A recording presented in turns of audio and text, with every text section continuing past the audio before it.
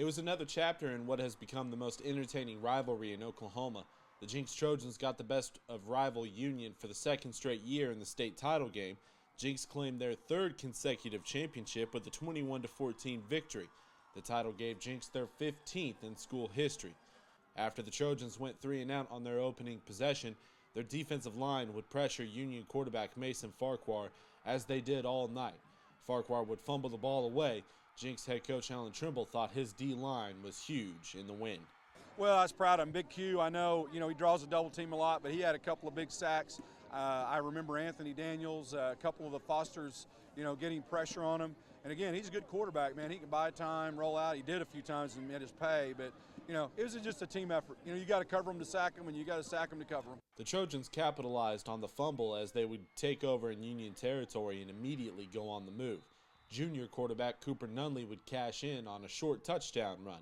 Nunley won his second title as the starting quarterback for the Trojans, but this one felt a little more special. I mean, obviously, anytime you win state, it's fun, but I think this one's a little sweeter because no one really expected it, and as opposed to last year where we were loaded, and it just feels a lot better to prove people wrong, in my opinion.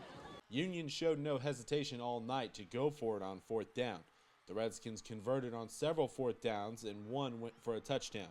Early in the second quarter, it was Mason Farquhar catching a touchdown on a trick play. Jenks would immediately respond.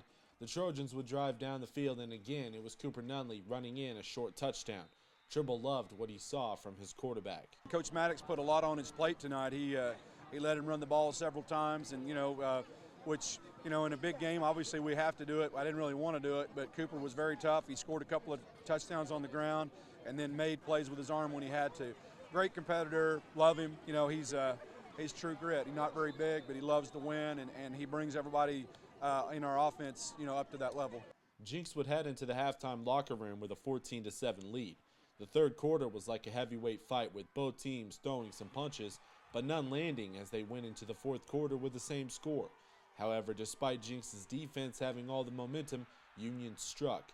Farquhar found Robert Thomas deep for a 60-yard touchdown to tie things at 14 apiece. Union now appeared to have all the momentum, holding Jenks to a 3-and-out on their next possession. But people familiar with this rivalry know it's times like this that you should expect the unexpected.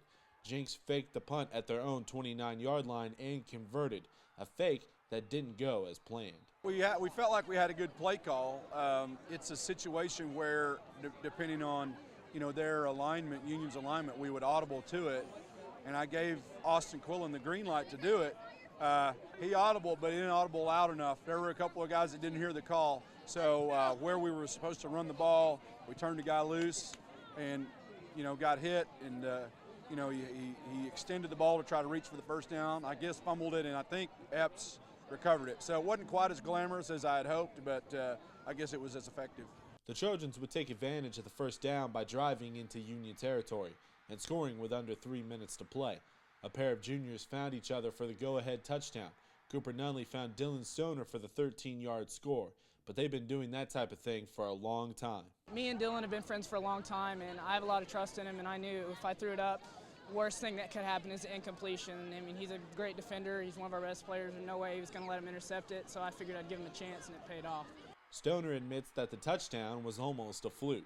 Well, to be totally honest with you, I didn't know what route I was supposed to run, so I was just trying to get open. And Cooper and I have been playing football together since third grade, so I feel like he kind of knew where I was, and I was able to make a play on the ball. Union would drive to the Jenks 39-yard line, but couldn't get any further, as the Trojan defensive line came up big yet again, stopping the Union drive to capture a third consecutive gold ball.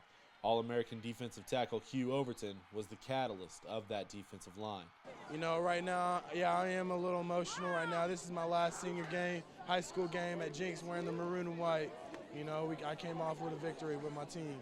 Trimble captured his 12th state championship as the Trojan head coach, and he was extremely proud with this team's performance.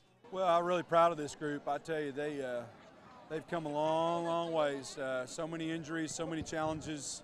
And just a great deal of resiliency. That's all I can say. Very proud. The seniors hung in there, kept it together.